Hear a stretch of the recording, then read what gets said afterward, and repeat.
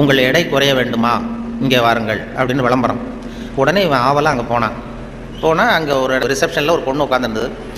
என்ன ஏன்னா நான் எனக்கு எடை குறையணும் அப்படின்னா, உனக்கு ஆர்டினரி ட்ரீட்மெண்ட் வேணுமா, ஸ்பெஷல் ட்ரீட்மெண்ட் வேணுமா, உனக்கு எது வேணும்னு கேட்டிருக்க அந்த அம்மா. ஆர்டினரி ட்ரீட்மெண்ட்டே போகிறோம் அப்படின்றான்.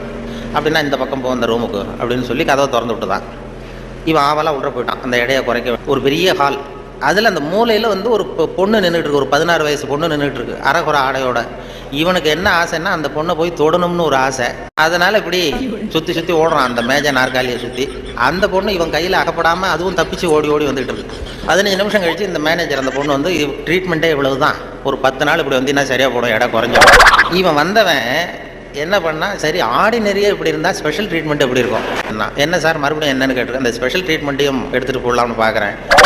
அது ஸ்பெஷல் ட்ரீட்மெண்ட்டுக்கு $50 கட்டணுமே அப்படின்ட்டு. அது பரவாயில்ல நான் கட்டிடுறேன்னு சொல்லி கட்டிவிட்டான். கட்டிவிட்டு அப்படின்னா